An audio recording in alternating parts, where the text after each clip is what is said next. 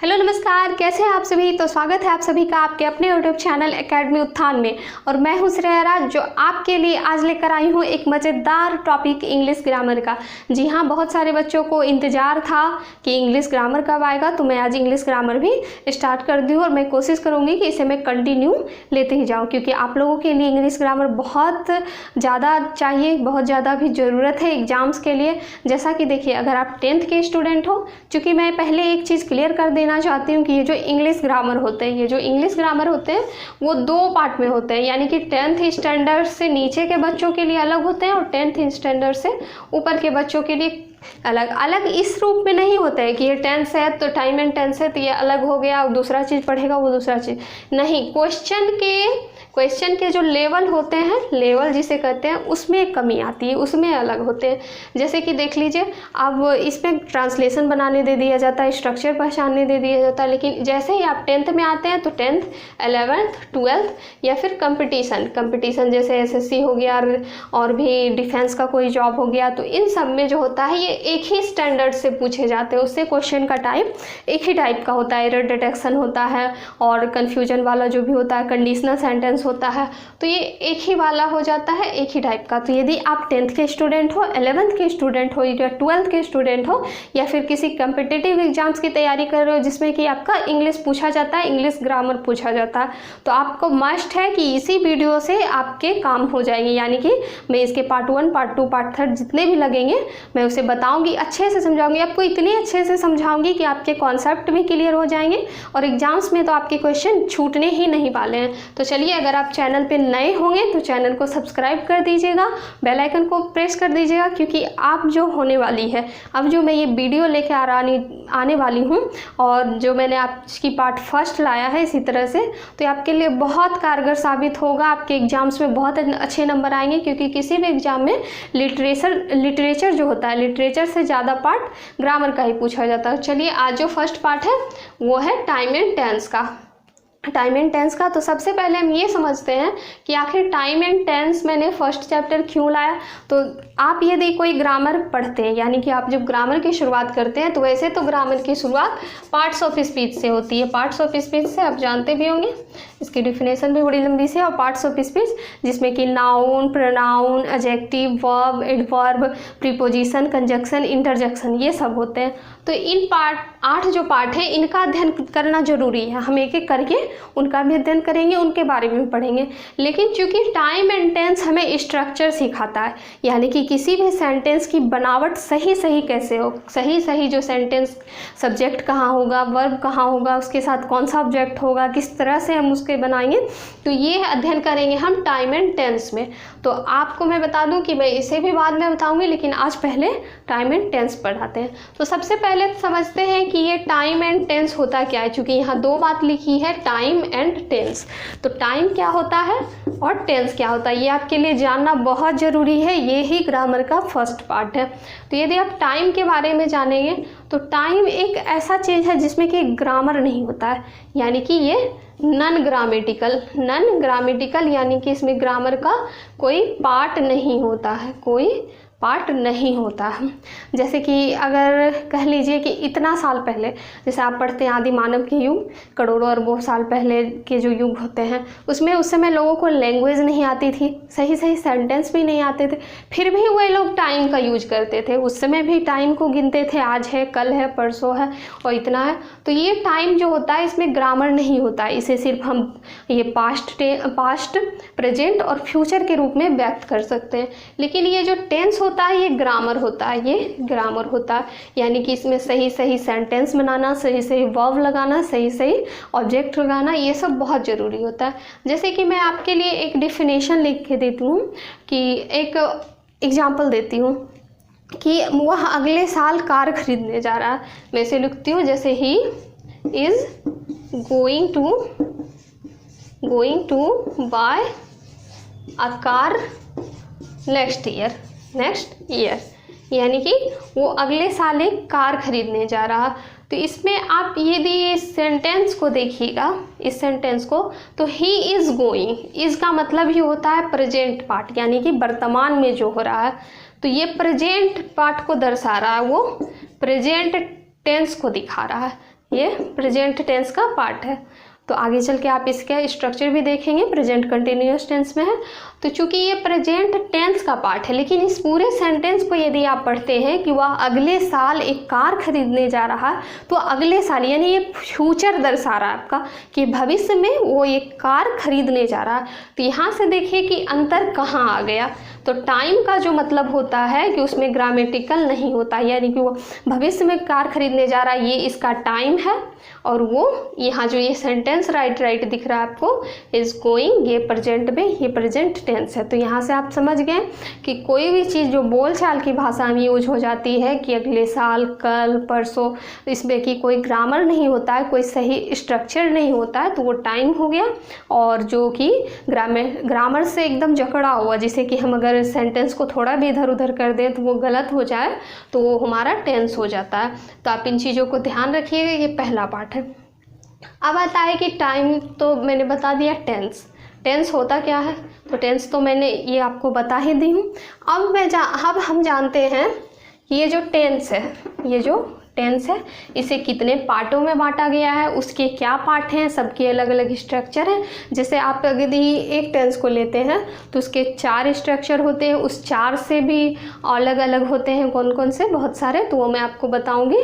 तो ये इस तरह से एक पार्ट तो इनका स्ट्रक्चर का पार्ट हो गया, यानी टेंस का एक पार्ट जिसमें कि हम सिर्फ स्ट्रक्चर सीखेंगे कि स्ट्रक्चर क्या होता है, इसकी बनावट क्या होती है। और दूसरा जो पार्ट होता है वो कंडीशनल सेंटेंस, यानी कि इसकी कंडीशन क्या होती है, कहाँ पे कौन सा टेंस लगता है, एरर डिटेक्शन जिसमें आते हैं। जैसा कि आपने यदि कोई कंपटीशन का एग्जाम दिया हो या प्रीवियस ईयर क्वेश्चन आप लोग देखे होंगे 10th 11th 12th वाले भी, तो उनमें देखा होगा। तो आज हम पहले इस पार्ट का अध्ययन करते हैं, उसके बाद हम फिर इस पार्ट का अध्ययन करते हैं। तो चलिए सबसे पहले तो देखते हैं कि टेंस को कितने भागों में बांटा गया है। तो टेंस को 3 भागों में बांटा गया है। तो कौन कौन से भाग हैं इसमें? सबसे पहले तो हम लेते हैं प्रेजेंट टेंस, दूसरा जो है वो है पास्ट टेंस,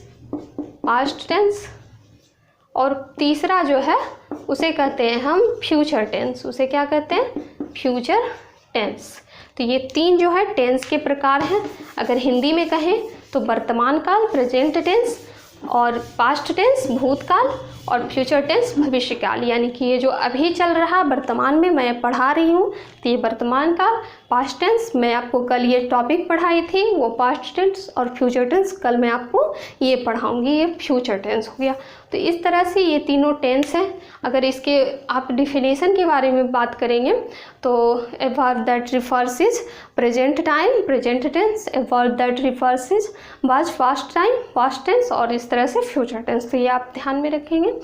वैसे डिफिनेशन की कोई ज़रूरत नहीं होती क्योंकि आपसे डायरेक्ट सिर्फ क्वेश्चंस आते हैं। तो अब चलिए ये जो प्रेजेंट टेंस है, आज तो चूँकि हम प्रेजेंट टेंस के बारे में बात करेंगे, तो ये जो प्रेजेंट टेंस है इसे कितने पार्टों में बांटा गया है? प्रेजेंट टेंस इसे कितने पार्टों में बांटा गया? तो इसे 4 पार्टों में बांटा गया। इसे आपको इन चारों पार्टों का क्रम से याद रहना बहुत ज़रूरी है। तो चलिए सबसे पहले देखते हैं पहला पार्ट कौन है? Present indefinite tense. Present indefinite, आप स्पेलिंग पे भी ध्यान देंगे, आप जहाँ भी लिखेंगे सही स्पेलिंग लिखेंगे क्योंकि आपको ध्यान रखना है, कभी कभी ऐसे भी आ जाते हैं। तो प्रेजेंट इंडिफिनिट टेंस, उसके बाद present imperfect tense. Present imperfect tense, इसे ही कहते हैं प्रेजेंट कॉन्टिन्यूअस टेंस। तो आप इन दोनों नाम को याद रखिएगा, कॉन्टिन्यूअस टेंस। उसके बाद जो आ गया पार्ट, तीसरा पार्ट आ गया, उसे प्रेजेंट परफेक्ट टेंस कहते हैं। हम क्या कहते हैं? Present perfect tense, present perfect tense.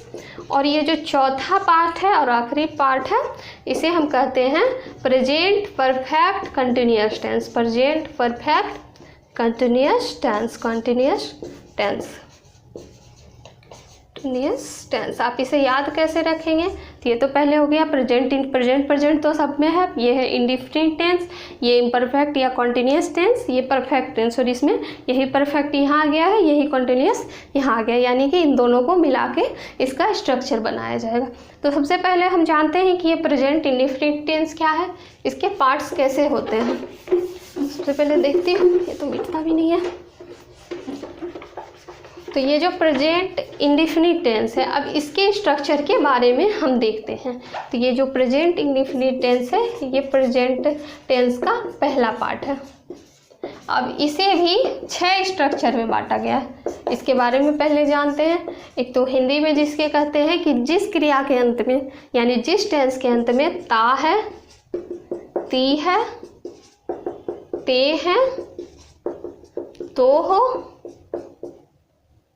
ये सब लगा हुआ हो, इस तरह का पार्ट जो कि प्रेजेंट की एक तो क्रिया दर्शाता हो कि वर्तमान में चल रहा है, उसके अलावा ता है, ती है, ते है, ते हो, ये सब लगा हो, तो इसे हम प्रेजेंट इंडेफिनिट टेंस के रूप में लाते हैं। अब देखिए इसका स्ट्रक्चर क्या होगा, यानी कि इसके ग्रामर में इसे किस तरह से स्ट्रक्चर किया जाए।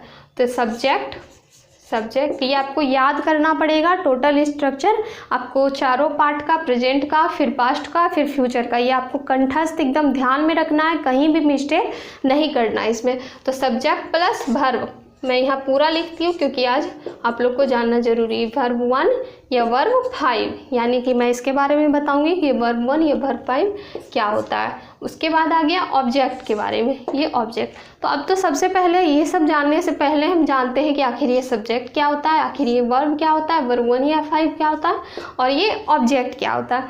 तो सबसे पहले सब्जेक्ट का मतलब हो गया कि जो काम को करता हो, जो काम को करता है। जैसे मैं यहाँ लिख देती हूँ कि राम आम खाता है, राम आम खाता है। तो यहाँ काम कौन कर रहा है, यानी कि इस आम को कौन खा रहा है, आप बताइएगा। तो ये राम खा रहा है, राम खा रहा है, यानी कि काम को कौन कर रहा है, राम कर रहा है। तो यहाँ राम सब्जेक्ट हो गया।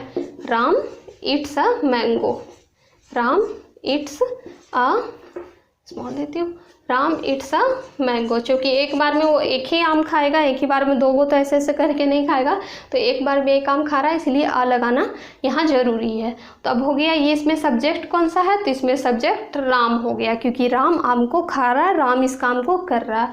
अब इसमें ये वर्ब की बात करें तो क्या किया जा रहा है यहाँ पे, राम आम के साथ क्या कर रहा है, उसको क्या कर रहा है, उसको देख रहा है कि उसको रख रहा है, तो नहीं, उसको खा रहा है। यानी कि काम कौन सा हो रहा है, जो क्रिया, जो काम हो रहा है वो कौन सा है, वर्ब। तो यानी खाना, राम इट्स अ मैंगो, खाना जो वर्ब है वो है ये वर्ब, जो मैंने आपको बता रहा कि जो खाने का काम कर रहा है, तो ये वर्ब हो गया इट्स वाला।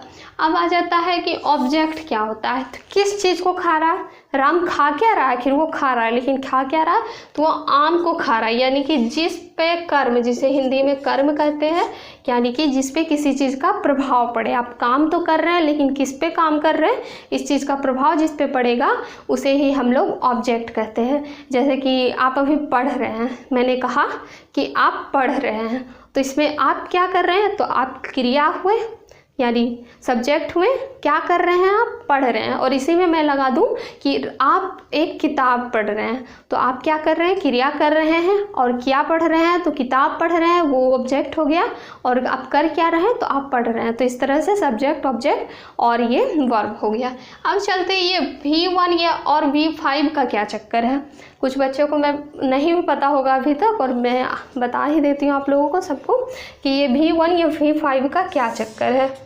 तो चूँकि आप जानते हैं कि वर्ब का मतलब क्रिया हो गया, जैसे हम यहाँ पर एक वर्ब ले लेते हैं, प्ले मीन्स क्या होता है, खेलना। एक वर्ब ले लिया हमने, प्ले। अब देख लीजिए वर्ब का एक सेंटेंस, आप यदि सिंगुलर एंड प्लूरल पढ़िएगा, मैं वो भी आपको बता देती हूँ शॉर्ट में यहाँ, और आगे भी आप पढ़िएगा। तो प्ले ले लिए। एक तो होता है कि नाउन जिसे कहते हैं, जैसे कि हम ले लेते हैं मैंगो, वहाँ हमने मैंगो लिया, तो मैंगो ले लिया, तो इस मैंगो को यदि एक मैंगो है तो हम इसे मैंगो लिखते हैं, यानी कि सिंगुलर में हम इसे मैंगो लिखते हैं। और यदि बहुत सारे मैंगो हैं, यानी कि प्लूरल है ये, तो प्लूरल में से क्या लिखते हैं, मैंगोज, यानी कि बहुत सारे आम। ES या S जोड़कर हम उसे बहुत सारे बना देते हैं, जैसे कि हिंदी में ए जोड़ के, आ जोड़ के, ई जोड़ के, ये सब जोड़ के बहुत सारे बना देते हैं। उसी तरह से मैंगो यहाँ सिंगुलर था और यहाँ मैंगोज करने के बाद वो प्लूरल था। और इसी का जस्ट अपोजिट वर्ब के साथ होता है, इंक लेना पड़ेगा। यानी कि वर्ब के साथ क्या होता है कि यहाँ हमने ES जोड़ के प्लूरल बनाया, यहाँ हमने ES जोड़ के या S जोड़ के प्लूरल बनाते हैं, और लेकिन वर्ब में क्या होता है कि हम ES या S जोड़कर सिंगुलर बनाते हैं। आप ध्यान से देखिएगा, यहाँ अपोजिट हो जाता है। यदि सिंपल कोई चीज़ लिखा हुआ हो, सिंपल प्ले लिखा हो, तो ये यहाँ प्लूरल है। जैसे कि वहाँ सिंपल मैंगो लिखा था तो वो सिंगुलर है, लेकिन यहाँ सिंपल प्ले लिखा है तो ये प्लूरल है। और इसी में जब हम S या ES जोड़ देते हैं तो ये सिंगुलर हो जाता है। जैसे यदि भी हम यहाँ प्लेज लिख दें तो ये सिंगुलर हो गया, सिंगुलर। और चूँकि आपको पता है, अब देखिए कहाँ V1 V5 लगाना होता है।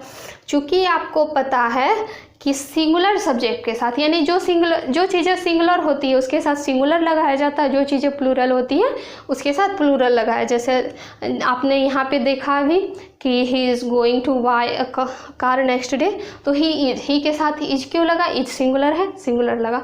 आप सीधा याद रखेंगे कि सिंगुलर एक है तो एक लगाया जाता है, दो है तो दो लगाया जाता है, यानी कि सिंगुलर है एस सिंगुलर है तो उसके साथ सिंगुलर लगाया जाएगा, वर्ब प्लूरल है तो प्लूरल लगाया जाएगा। ऐसा आप ध्यान में रखेंगे। अब देखिए, आपको मैंने बता दिया कि ये प्लेज तो सिंगुलर है और ये प्ले प्लूरल है। तो यहाँ राम, यहाँ जैसे हमने उदाहरण लिया था राम, तो राम एक व्यक्ति है यानी राम सिंगुलर है। तो यहाँ इट, खाना में हम एस जोड़ दिए यानी कि इसको सिंगुलर बना दिए। देखिए एस जोड़ के जैसे सिंगुलर बनाते थे तो उसे हम सिंगुलर बना दिए।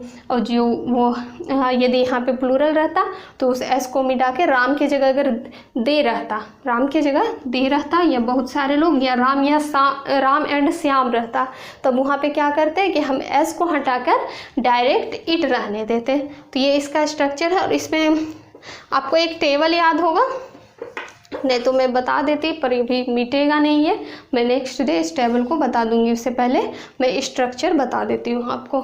तो पहले स्ट्रक्चर आप ध्यान में रखेंगे, मैंने एस या ES का अंतर बता दिया। तो यहाँ पे मैं इसका स्ट्रक्चर भी लिख देती हूँ। तो प्रेजेंट इंडेफिनिट टेंस का जो स्ट्रक्चर होता है वो इस प्रकार होता है, देख लीजिए।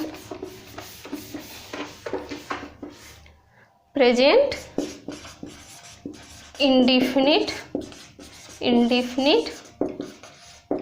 टेंस, यानी कि प्रेजेंट टेंस का जो पहला पार्ट हमने यहाँ पे देखा, प्रेजेंट इंडेफिनिट टेंस, जिसके बारे में कि हम उधर उदाहरण लिए ता है ती है, यहीं पे लेना पड़ेगा क्योंकि उधर तो जगह है नहीं। ता है ती है ते हैं ये सब, तो आप ध्यान में रखेंगे कि इस तरह से ये जो है ये तो प्रेजेंट इंडेफिनिट टेंस का, इसका स्ट्रक्चर जो हो गया, पहला स्ट्रक्चर सब्जेक्ट प्लस V1 या V5, हमने ये बता दिया आपको कि ये क्या है, ऑब्जेक्ट। और हाँ, फुल स्टॉप देना कभी मत भूलिएगा, उससे नंबर कटते हैं।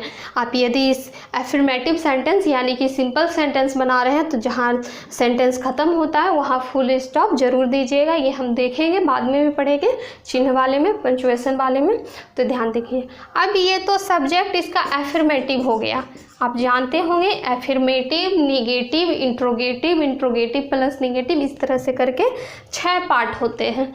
तो ये जो आप देख रहे हैं यहाँ, ये एफर्मेटिव यानी कि जो सीधे सीधे कहा गया है, जिसमें कि ना की भावना नहीं हो, नहीं हो, वो चीज़ सीधा एफर्मेटिव होता है। तो subject plus V1 V5 plus object, ये एफर्मेटिव में। इसी का यदि हम निगेटिव देखें तो क्या हो जाएगा? तो कुछ नहीं करना है, सीधा नोट लगाना है। जैसे सब्जेक्ट प्लस V1, इसमें तो सब्जेक्ट प्लस डू या डज लगाना होगा आपको, क्योंकि ये एफर्मेटिव सेंटेंस है इसका, प्रेजेंट इंडेफिनिट टेंस का। तो सबसे पहले आपको क्या करना होगा कि इसमें डू या डज, किसी और में अदर आता है, अदर चीज़ों का अध्ययन करते हैं, अदर बातें आती हैं, अदर सेंटेंस, अदर वर्ड आते हैं इसमें। लेकिन इसमें जो आता है प्रेजेंट इंडेफिनिट टेंस में, आप याद रखिएगा डू या डज को। तो हमने अभी आपको बताया इसका स्ट्रक्चर, सब्जेक्ट प्लस डू या डज प्लस नॉट, इसको आप डजंट या डोंट भी लिख सकते हैं, प्लस V1 प्लस ऑब्जेक्ट और फुल स्टॉप, ये ध्यान रखिएगा। तो सब्जेक्ट प्लस डू या डज प्लस नॉट, कहीं तो क्लियर दिख ही नहीं रहा, सब्जेक्ट प्लस डू या does plus V1 plus object और फुल स्टॉप। अब देखिए, जहाँ मैंने आपको बताया था डू भी एक वर्ब है, तो डज करने के बाद वो सिंगुलर हो जाएगा, जैसे कि SEIES जोड़ने के बाद वर्ब सिंगुलर हो जाता है, और सिंपल वर्ब जो होता है वो प्लूरल होता है। तो जब भी आप सिंगुलर वर्ब लगाएंगे, यानी कि जब राम से आम एक ही चीज़ का वर्णन होगा तो उसमें आप डज लगाएंगे, उसमें डज लगाएंगे। जब एक से अधिक का वर्णन होगा तो उसमें आप डू लगाएंगे। तो आपने यहाँ देख लिया निगेटिव एफर्मेटिव सेंटेंस, और वहाँ निगेटिव सेंटेंस देख लिया आपने कि निगेटिव सेंटेंस का स्ट्रक्चर वैसा होता है। अब आता है एक इंट्रोगेटिव सेंटेंस। निगेटिव के बाद इंट्रोगेटिव। इंट्रोगेटिव का मतलब होता है क्वेश्चन मार्क। इंट्रोगेटिव का मतलब होता है क्वेश्चन। जहाँ भी आप क्वेश्चन मार्क देख लें या प्रश्न का जहाँ सूचित हो रहा हो कि यहाँ प्रश्न पूछा जा रहा है, तो आप इसे इंट्रोगेटिव सेंटेंस समझ लें। तो इसका जो स्ट्रक्चर क्या होता है, कुछ नहीं करना है, ये डू डज को आगे ले आना है, ये डू डज को आगे ले आना है, इस कैपिटल हो जाएगा, डू डज को आगे ले आना है, उसके बाद सब्जेक्ट को ले जाना है, उसके बाद V1 को लगाना है, उसके बाद ऑब्जेक्ट। चूँकि यहाँ पर आपने देखा यहाँ पर प्लस क्वेश्चन मार्क तो होना ही चाहिए, जैसा कि यहाँ आपने देखा कि V1 हो गया, यानी कि यहाँ V1 और V5 दोनों था, तो यहाँ V1 हो गया। ऐसा इसलिए हुआ क्योंकि यहाँ जहाँ सिंगुलर रहेगा वहाँ तो डज में ES आ ही गया, तो अब जो भी लगाएंगे सीधा डायरेक्ट V1 लगाएंगे। जैसे कि हमने वहाँ लिखा कि राम ईट्स अ मैंगो, तो उसी को अगर हम निगेटिव बनाएंगे तो हम वहाँ लिखेंगे Ram does not eat a mango, वहाँ इट्स नहीं लगाएंगे, Ram does not eat a mango. अब यहाँ देखते हैं इंट्रोगेटिव में इसका पार्ट हो गया कि डू या does plus subject plus V1 plus object plus question mark. Question mark तो भूलना ही नहीं है आपको। अब आ जाते हैं इसका जो पार्ट एक होता है इंट्रोगेटिव निगेटिव, यानी कि इंट्रोगेटिव प्लस निगेटिव, उसका क्या स्ट्रक्चर होता है, तो उसमें भी कुछ नहीं करना है। इंट्रोगेटिव प्लस निगेटिव में डू या डज देना है, डू या डज देना है, उसके बाद सब्जेक्ट देना है, उसके बाद नॉट देना है, फिर V1 और ऑब्जेक्ट, उसके बाद क्वेश्चन मार्क। यानी कि अगर हम वहाँ कह रहे हैं कि राम ईट्स अ मैंगो, तो उसका जो इंट्रोगेटिव निगेटिव होगा, जैसे कि इंट्रोगेटिव उसका हो गया कि does Ram eat a mango, और उसका इंट्रोगेटिव निगेटिव होगा कि does Ram not eat a mango, यानी कि क्या राम मैंगो नहीं खाता है, आम नहीं खाता। तो ये हो गया इसका इंट्रोगेटिव निगेटिव। अब आप लोग जानते होंगे WH क्वेश्चन, जिसमें कि वाई, क्यों, क्या, कैसे, कब, जैसे वाई, व्हेन, वेयर, हाउ, ये सब जो होते हैं वो WH वर्ड के अंतर्गत आते हैं। तो यदि आपसे क्वेश्चन रहेगा कि राम क्यों आम खाता है, यानी कि राम क्यों आम खाता है, तो सबसे पहले बाय लगाना है, यानी कि WH वर्ड लगाना है। तो आप यहाँ लिख लें WH वर्ड के अंतर्गत क्या क्या आता है, जो आते हैं आपको तो पता ही है, जिसमें क्यों, क्या, कब, कैसे जो प्रश्न करता हो, तो यहाँ वाई लगाना है आपको। उसके बाद डू या डज लगाना है, फिर आपको सब्जेक्ट लगाना है, फिर V1 लगाना है, फिर ऑब्जेक्ट लगाना है, और इसमें भी क्वेश्चन मार्क लगाना है। तो आपको इसे ध्यान में रखना है कि WH वर्ड, उसके बाद डू या डज, फिर subject plus V1 plus object plus question mark, जैसा कि मैंने आपको एग्जाम्पल में बता दिया। अब उसके बाद फिर आता है WH निगेटिव आता है। उसके बाद जैसा कि आपने यहाँ देखा कि subject plus V1 V5 plus object, उसके बाद सब्जेक्ट प्लस डू या does plus not plus V1 plus object, ये निगेटिव में हो गया। उसी तरह से यहाँ भी WH प्लस निगेटिव होना है, यानी कि क्यों राम आम नहीं खाता है। जैसे कि हम यदि क्वेश्चन करें कि क्यों राम आम नहीं खाता, यानी कि why does Ram not eat a mango. जैसा कि हम यहाँ देखेंगे WH वर्ड प्लस डू या does plus subject plus not plus V1 plus object plus question mark. इतना आपको ध्यान में रखना है। WH वर्ड प्लस डू या does plus subject plus note plus V1 plus object plus question marks. तो यहाँ से आपने देख ही लिया कि क्या इसकी एफर्मेटिव में स्थिति थी सब्जेक्ट प्लस V1 या 5 प्लस ऑब्जेक्ट, क्या निगेटिव में स्थिति थी डू डज के बाद नॉट लगा दिया गया, फिर उसी डू डज को आगे कर दिया गया, फिर डू डज को सब्जेक्ट के बाद यहाँ नोट लगा दिया गया, फिर WH दे दिया गया, फिर WH नोट दे दिया गया। तो ये जो 6 स्ट्रक्चर यहाँ से निकल कर आए प्रेजेंट इंडेफिनिट प्रेजेंट टेंस है और उसके जो डिफिनेशन यानी कि उदाहरण भी मैंने आपको बता दिया, उदाहरण मैंने बताया है आपको।